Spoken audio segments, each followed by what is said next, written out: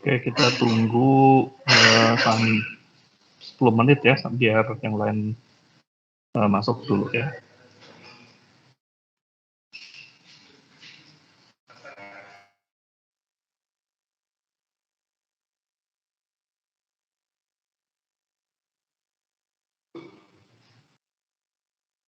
Oke, ya udah saya ini dulu ya, saya foto dulu.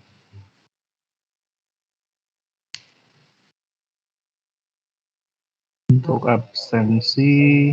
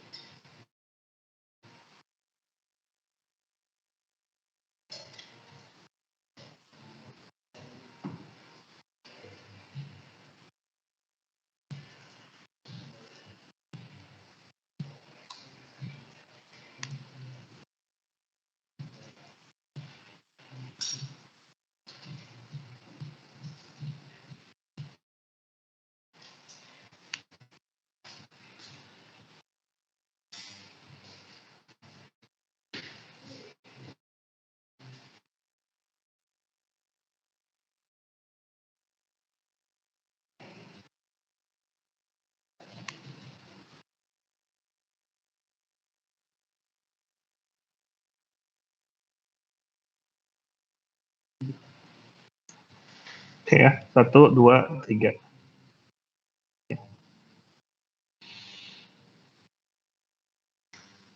Oke, terima kasih. Kita mulai kuliah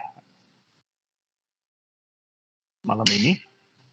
Sebenarnya saya ucapkan mohon maaf ya, karena beberapa kali saya nggak bisa menyampaikan materi karena ada beberapa hal teknis yang harus saya selesaikan, tapi mudah-mudahan malam ini kita coba bisa kuliah sampai jam 9 gitu ya. Semoga nanti kita mulai masuk ke materi yang namanya Certified Secure User, Computer User gitu ya.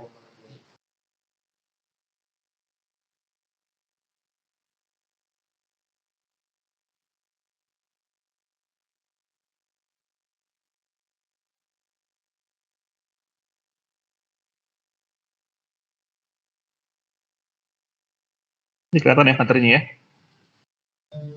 Udah kelihatan Introduction to Data Security? Udah ya? Sudah, Pak. Sudah, Pak. Sudah, Pak. Oke. Jadi nanti gitu ya, kalian UTS kapan ya jadwalnya?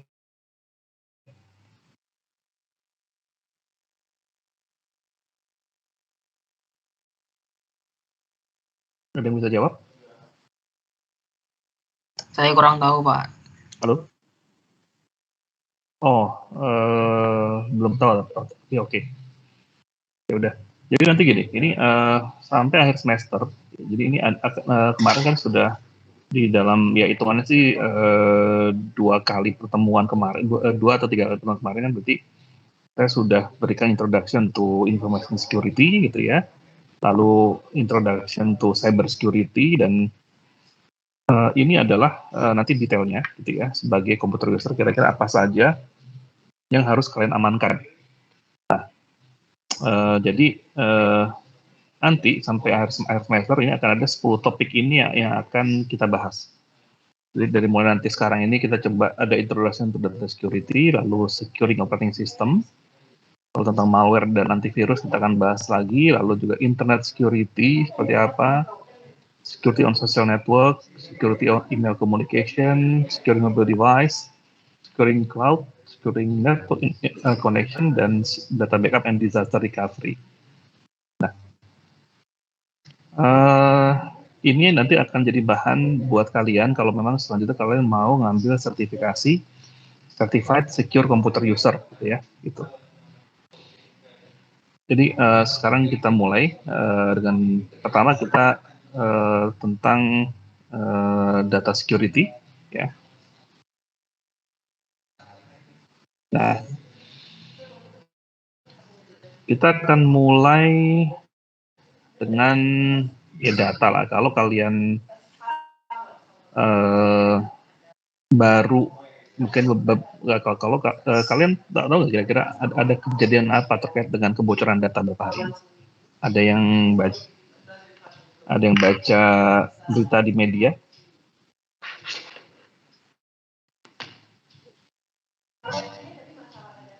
Ada yang tahu nggak? Ada Pak. Cuma satu industri atau beberapa gitu. Yang kemarin itu Pak, yang apa? Yang data BPJS itu kebocoran. Kuota pendatang aja sih. Itu agak lama, yang paling baru. Wah, paling baru. Apa namanya? Satu Belum tahu Pak, angkatan kalau paling baru. Ini yang paling baru kalian nggak tahu. Itu kebocoran data polisi yang bermasalah. Betul. Jadi ini beritanya, coba saya share beritanya ya. Ini untuk sebagai gambaran buat kalian sebetulnya seberapa parah gitu ya negeri Indonesia ini.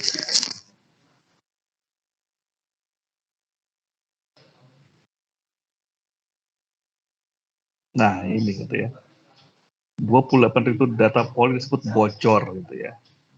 Dan ini yang nge-hack itu dari Brazil. Jadi ada dari Brazil, dia ya nggak tahu lah ada masalah apa, tapi yang jelas dia nge-hack data polisi. Artinya apa? Artinya kalau polisi aja datanya bisa bocor, gimana kita orang-orang biasa gitu ya. Itu sih.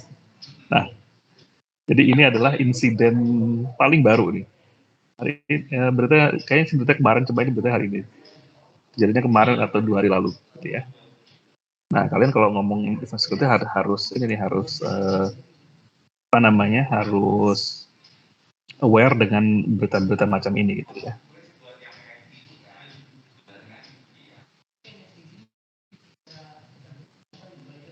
Oke.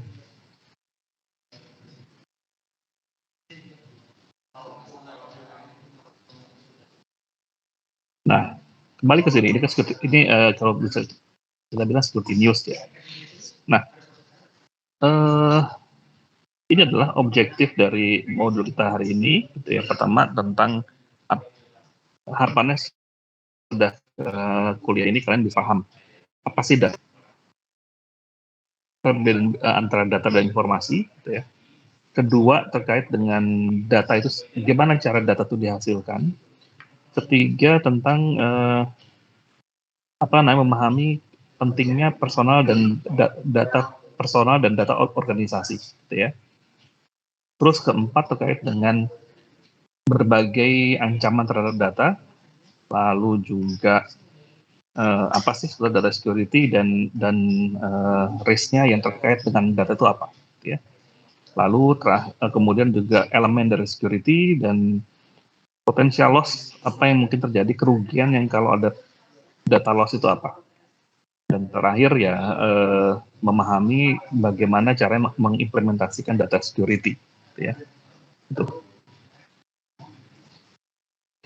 Nah, ini gitu ya, ini sekedar info aja. Ini karena slide udah lama, jadi ini menunjukkan bahwa ya semakin secara statistik itu kejadian tentang data loss itu semakin besar gitu ya, semakin tinggi ya, karena apalagi dengan sekarang gitu, apalagi sejak COVID gitu ya, semua orang online, artinya apa? Artinya semakin banyak data yang masuk ke jaringan internet, dan pasti juga implikasi juga akan semakin banyak data yang problem gitu ya. Tadi sore juga saya baru diminta untuk salah satu konsultan saya, klien saya yang dia menderita ransomware gitu ya. Jadi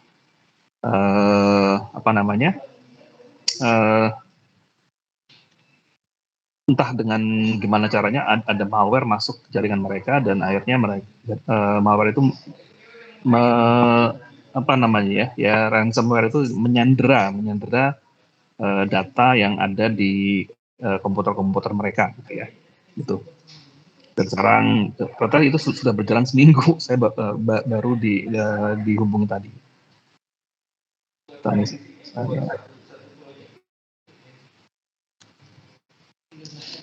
Oke. Nah, apa sih data itu gitu ya? Data itu adalah fakta yang belum terorganisasi gitu ya. Jadi data itu ya data gitu ya. Data itu misalnya ya ada ya misalnya sekarang jam 3 sore, sekarang jam setengah 8 malam, itu data gitu ya. Terus misalnya di depan saya ini ada apa namanya pohon dua, itu data gitu ya. Jadi bentuknya belum terorganisasi gitu ya. Nah, bentuknya bisa teks, angka, lalu simbol atau juga gambar. Nah, kalau sekarang juga ditambah dengan suara dan video gitu ya. Itu udah termasuk data. Bahkan kalau nanti dengan udah yang masuk ke era metaverse, saya udah nggak ngerti lagi yang namanya data itu apa. Karena bisa jadi nanti data itu adalah representasi fisik kita di dunia metaverse, itu bisa jadi data juga gitu ya. Nah, manusia gitu ya, manusia ini kita mengenerate data setiap hari secara konstan. Tiap pergerakan kita itu akan menghasilkan data. Ini misalnya kalau ya saya ini menggunakan smartwatch Fitbit. Berarti apa? Berarti saya pakai untuk mendetek misalnya detak jantung saya gimana, saturasi oksigen seperti apa, terus juga tidur saya seperti apa gitu ya, berapa banyak saya melangkah, terus juga apa namanya, saya itu naik turun berapa lantai gitu, itu bisa terekam oleh smartwatch yang saya gunakan. Nah, dari situ nanti muncullah tuh analisanya, misalnya ternyata saya tuh tidur hanya 4 jam misalnya. Nah, dari tidur 4 jam itu apa namanya, ini mungkin nanti saya kasih contoh lah ya, kasih contoh data yang dihasilkan dari tubuh saya gitu ya. Ini sebentar, nanti saya share dulu.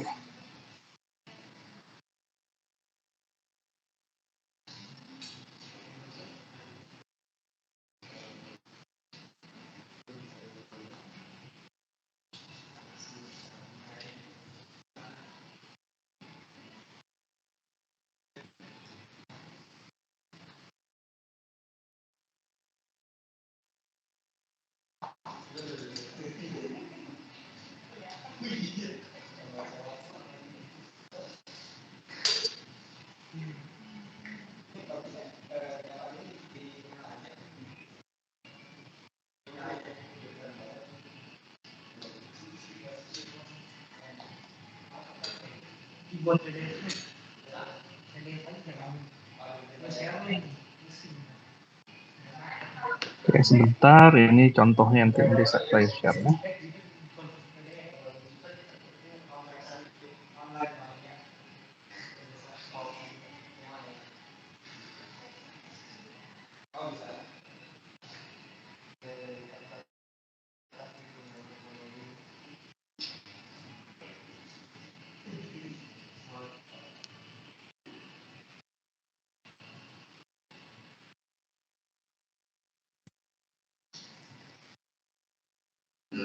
Bentar, saya coba pindahin dulu screen-nya.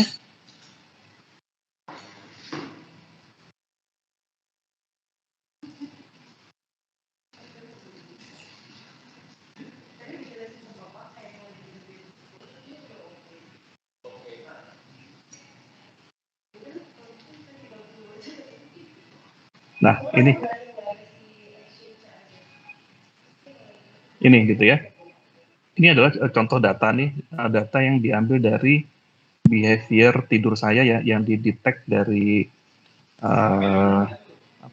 smartwatch ya yang saya kenakan gitu ya. Jadi di sini misalnya saya tidur dari jam 5:30 malam ya sampai jam 5:30 pagi gitu ya. Nah di sini misalnya ada periode nih, ternyata selama tidur itu saya ada masuk dari mulai tidur ringan, lalu ada deep sleep, jadi benar-benar tidur istirahat, lalu juga ada yang tidur ringan, ada yang REM ini yang tidur yang mimpi gitu ya. Ini bisa kedetek nih, ini rapid eye movement. Oh ternyata selama tidur juga saya ada fase bangun, ya, mungkin saya bangun tapi nggak sadar, tapi terdetek sebagai bangun. Lalu dari sini bisa dilihat berapa persen saya bangunnya, 10%, yang REM yang mimpi itu 27%, 40% saya tidur ringan, dan yang deep sleep-nya itu 20%. Nah ini adalah contoh dari data yang akhirnya diolah menjadi informasi. Ya. Saya lanjutkan lagi.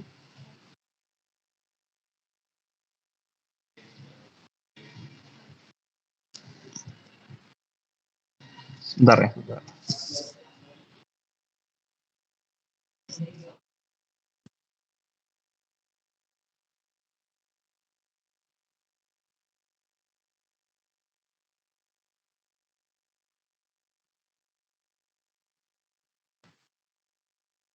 Oke, saya lanjutkan ya. Nah, jadi, nah ini tadi nih, gitu ya. Yang internasional ini detail tentang misalnya saya tidur itu seperti apa, dan and so on. Jadi dia data itu unorganized, sesudah terorganisasi, maka dia menjadi informasi. Nah ini, ya. Data itu adalah nothing but informasi adalah data yang telah diproses, sehingga ada artinya. Jadi kalau tadi cuma misalnya cuma fakta-fakta aja itu namanya data, tapi kalau sudah diolah maka dia menjadi informasi. Tapi bisa juga itu bisa juga buat satu orang itu ada data, tapi itu buat orang lain bisa jadi informasi, tergantung dari konteksnya. Ya. Nah seperti ini nih, perbedaannya kira-kira antara musik dan noise gitu ya. Ada yang misalnya kalau bunyi-bunyi tertentu kita anggap musik, tapi bagi kita musik, bagi orang lain bisa jadi itu dianggap sebagai noise. Nah, kenapa ada apa pentingnya personal data? Kita sebagai person, misalnya ya tanggal lahir, nomor KTP, social security misalnya, atau nomor telepon, HP dan segala macam. Nah, biasanya gitu ya informasi personal ini bisa dieksploitasi oleh ya hacker atau siapapun yang kriminal untuk ya tadi misalnya menyebabkan kerugian finansial, emosional atau fisikal, atau bukan sampai ke fisik gitu ya. Saya sendiri baru mengalami misalnya minggu lalu tiba-tiba saya dapat tagihan kantor saya oleh saya nggak kenal orang itu. Gitu. Jadi tiba-tiba namanya mirip saya, jadi kalau saya kan Muhammad James Falahuddin, dia nama Muhammad Jarwas apa gitu. Jadi soalnya itu saya, tapi alamatnya menggunakan alamat kantor saya. Mungkin juga kalian seperti itu.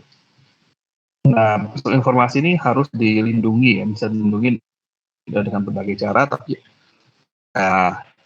sayangnya di Indonesia gitu ya, dengan kemarin kejadian bocornya data BPJS, bisa dibilang ya hampir semua data manusia Indonesia yang punya KTP ya sudah nggak aman gitu ya.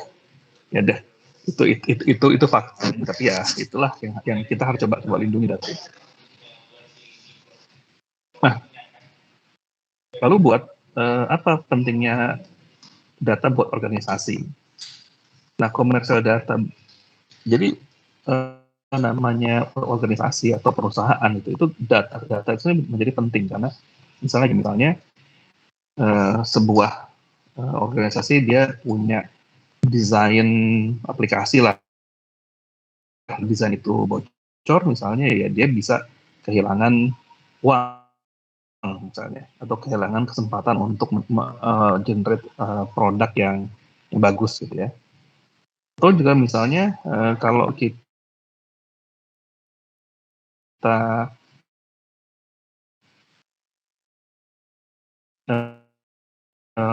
menyebabkan kita mengalami kerugian finansial atau juga masalah hukum. Saya pernah mengalami satu customer saya gitu ya, itu customernya itu hanya bayar mungkin setahun hanya 1 miliar buat customer saya ini. Tapi gara-gara customer saya ini ya somehow servernya down, terus datanya hilang gitu, data pribadi hilang, dia harus mengeluarkan uang untuk merecovery data itu. Customernya nggak mau tahu, bilang kita nggak mau tahu ya, karena Anda menjamin bahwa kalau kita langganan aplikasi Anda, data kita aman. Nah, sekarang pokoknya ya, data itu harus balik gitu ya. Nah, itulah jadi sampai mereka sampai bawa ke, ya kan untuk recovery data itu charge-nya per kilobyte. Total itu bisa sampai 15 miliar sendiri. Apa namanya? Menghandle data customer.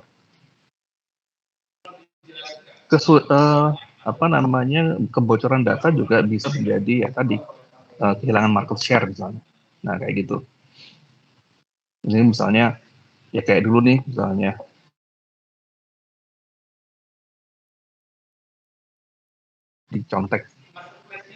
dicontek konsepnya oleh Microsoft, sehingga ada Apple di tahun 80 kesalip. Nah, apa sih macam-macam dari ancaman terhadap data? Pertama ya ancaman dari bencana alam ya. Bencana alam jelas dari badai, tsunami gitu ya, dan sebagainya. Yang jelas misalnya kayak seperti yang terjadi di tsunami Aceh gitu kan. Itu tsunami itu benar-benar dia menghapus batas rumah, batas tanah gitu ya. Sehingga akhirnya begitu tsunami-nya udah surut gitu ya, kan rumah orang tuh habis gitu ya. Sehingga akhirnya ya untuk mengembalikan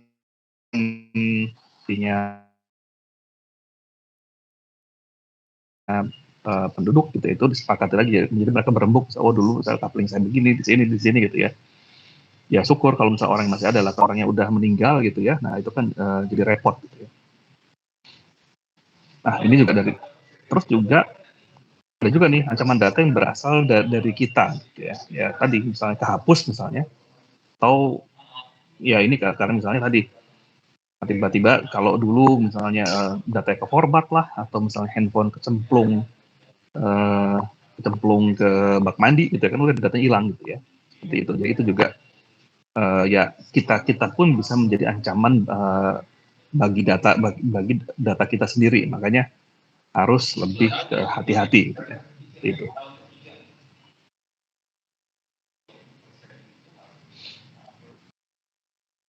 Ada juga nih yang ancaman data dari pihak lain. Ini yang minggu lalu saya jelaskan ya, dari berbagai activity ya, hacking, phishing, skimming gitu ya.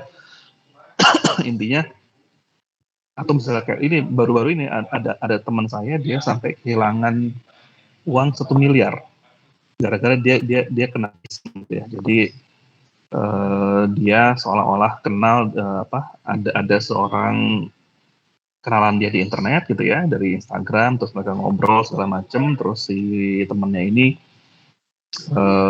yang ngajak investasi kripto gitu ya, dengan mengirimkan satu alamat yang seolah-olah itu alamat dari satu exchange besar, tapi begitu udah masuk terus dia disuruh transfer uang gitu. Nah begitu udah transfer uang ya sudah duitnya hilang gitu ya, dia ditawarin misalnya ditawarin kalau dalam sehari bisa apa namanya bisa untung minimal 4% sampai 50%. Udah dia gelap mata, dicempungin lah uang 1 miliar. Tahunya ya sekarang masalah gitu uangnya gitu. Udah benar-benar gak bisa balik gitu uang, dia mau narik duitnya gak dapat gitu ya. Udah gitu ya. Ini contoh dari phishing gitu. Makanya kalian berhati-hatilah kalau kenalan dengan orang di internet ya. Kalau perlu ya kalian ya video call lah gitu ya.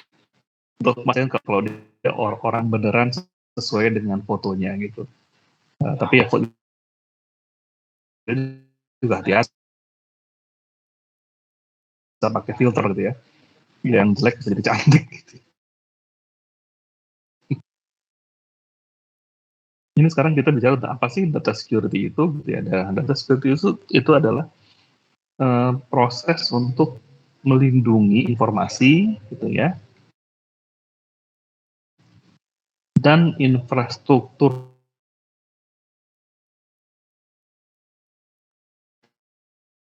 itu. Apa targetnya tadi yang target yang dulu ini adalah ya komputer, smartphone, network dan informasi yang ada di dalamnya. Yang tadi handphone ada passwordnya, lalu antivirus, firewall atau mengenkripsi data security.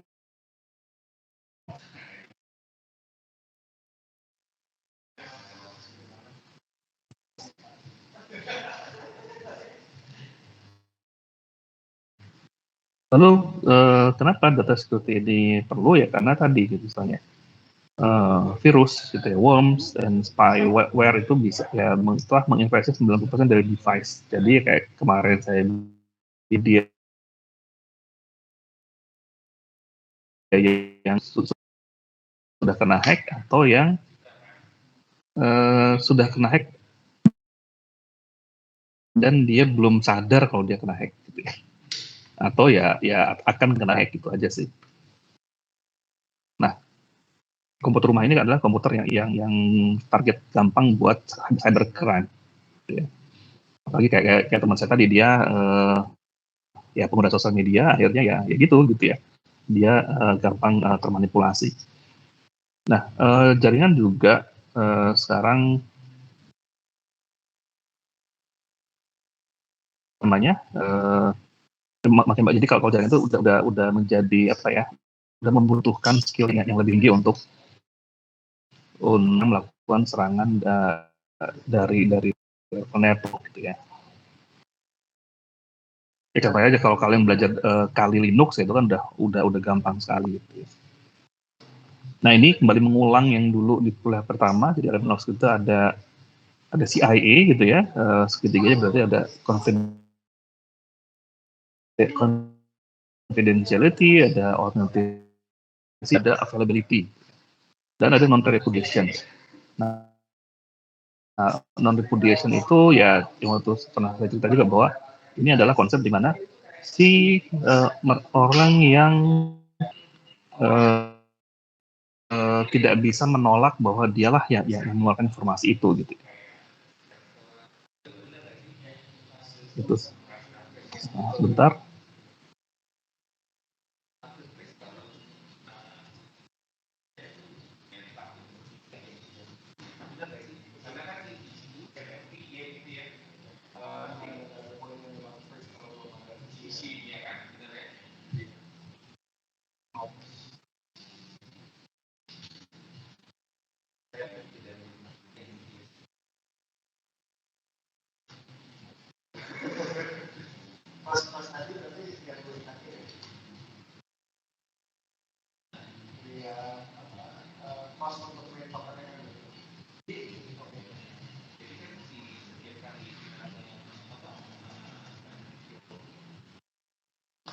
Sebentar ya.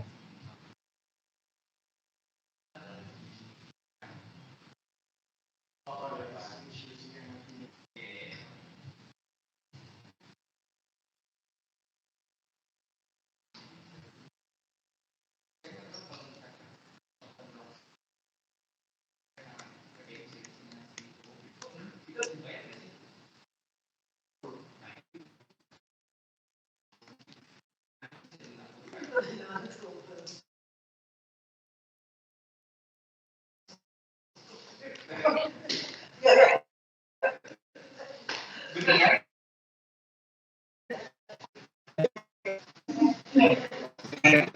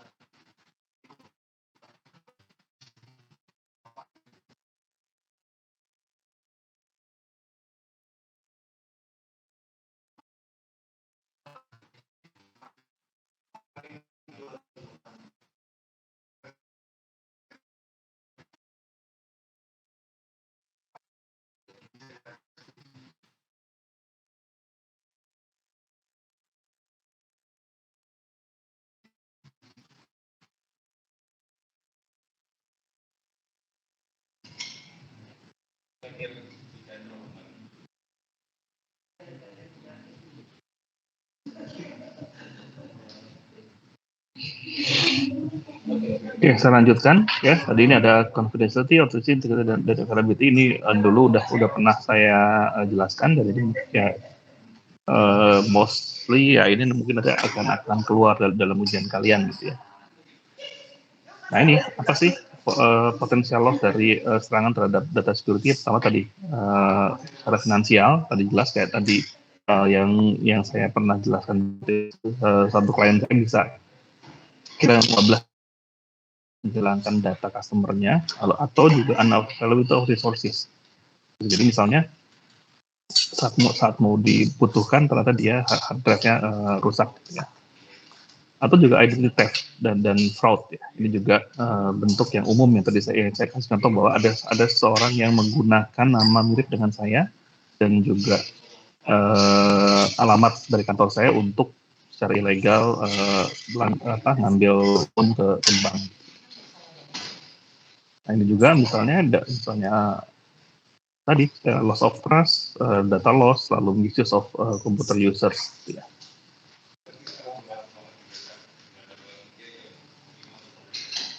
Nah, lalu bagaimana kita mengimplementasi security? Pertama tadi ada precaution, gitu ya, ada maintenance atau reaction. Nih, sebentar saya ini dulu ya, ada yang harus saya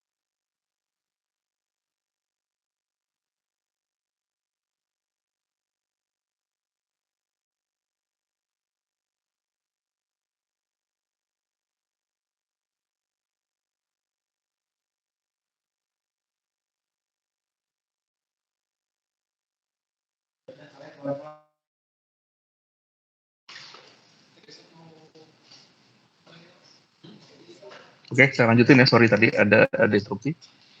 Jadi untuk mengimplementasikan security itu ada 3 step lah. Ada precaution, yaitu pencegahan. Ada maintenance, ini jadi ya tadi ini sama dengan pencegahan ya. Jadi gimana caranya kita maintain sistem kita aman. Atau juga ada reaction. Teksnya ini sesudah kejadian insiden gitu ya. Ada insiden kayak tadi lah yang terjadi dengan customer saya. Sudah ada insiden, sekarang tinggal mikir gimana caranya recovery dari insiden itu gitu ya. Apakah ya kayak tadi yang kena ransomware, apakah dia harus bayar, pasrah, atau ada cara lain. Nah, jadi itu kira-kira gitu ya. Kayaknya kuliah malam ini cukup singkat aja. Jadi ini summary-nya adalah data itu ya piece of information tentang object or entity. Lalu informasi adalah ya data yang diproses. Lalu personal information ini ya digunakan oleh attackers untuk menyebabkan financial, emotional, and physical damage. Lalu juga data itu bisa dibocorkan gitu ya, dan punya implikasi yang banyak gitu ya. Summary-nya tadi ada confidentiality, integrity, dan authenticity adalah elemen dari security-nya. Nah, ini kan ini nih yang saya bilang, ini kalau kalian belajar information security, item ini akan selalu muncul dan berulang-ulang. Lalu juga ini misalnya langkah-langkah yang dibutuhkan untuk melakukan tindak pengamanan data. Oke. Sampai di sini ada pertanyaan? Izin bertanya, Pak. Oke. Saya Karta Kusuma dari kelas IK 2A. Saya mau nanya bahwa tadi kan ya kita untuk menjaga data itu mungkin kadang kalau di sosial media kan kita butuh masukkan data pribadi kita gitu kan, Pak. Kalau menurut Bapak, apakah kita sebaiknya memasukkan data pribadi kita secara sebenarnya, maksudnya kayak misal nama, tanggal lahir dan sebagainya, ataukah kayak kita bikin palsu aja gitu? Bisa diulang, sorry tadi saya kayaknya keputus pertanyaannya. Jadi kalau misal kayak kita mau masukin data pribadi kita di sosial media tuh, apakah kita sebaiknya menggunakan real data kita atau kita buat kayak yang palsu gitu, Pak? Makanya gini, kalau untuk sosial media itu tergantung dari sosial medianya. Jadi kalau saya pribadi, waktu saya cerita, saya punya multiple personality. Ya, di LinkedIn mungkin itu saya menggunakan data pribadi karena itu untuk profesional, misalnya di Twitter juga seperti apa, di Instagram juga seperti apa, di Facebook. Jadi intinya mungkin aja datanya sama tapi personality-nya beda-beda, seperti itu sih. Kayak gitu. Jadi ya kan kalau anak sekarang menganggap bahwa ya dunia online itu adalah kehidupan nyata gitu ya. Ya kita dunia yang berbeda. Jadi kita harus kalau saya harus maintain masing-masing social network itu saya punya personality yang berbeda gitu ya. Kayak gitu. Oh, baik, Pak. Jadi tapi kalau yang lain, Mama Pak boleh menanggapi, Pak? Gimana? Kalau misal kayak boleh. kita masukin data pribadi kita yang sesuai itu, maksudnya kayak real nyata itu sebenarnya riskan nggak sih, Pak? Atau biasa-biasa aja? Yang jelas gitu ya, kalau untuk di sosial media gitu ya, apa yang kita posting itu menjadi makanan buat dia, kan gini. Kita menggunakan sosmed itu gratis. Oke. Nah, sebetulnya dari mana mereka itu dapat uang? Ya mereka jual profil kita. Profil itu bisa artinya ya tadi dari umur gitu ya, dari behavior kan sadar nggak kadang-kadang misalnya kalian di baru terus apa gitu di Chrome atau di mana, atau begitu kan ke Facebook kalian dapat iklan yang seperti yang barusan kalian browse gitu ya. Nah itu juga kan mereka tracking itu gitu. Jadi dari situlah mereka dapat pilihannya itu soal aman atau enggak ya mungkin tidak akan dibocorkan, tapi itu menjadi apa namanya ya itu akan diolah oleh mereka untuk mendapatkan uang kayak gitu. Baik, terima kasih Pak. Oke, ada pertanyaan lain?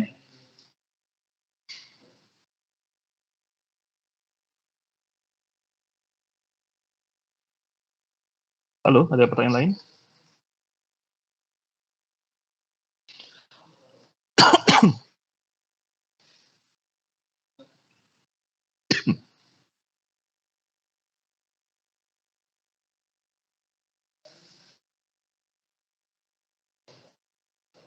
Ini nggak ada pertanyaan lagi nih.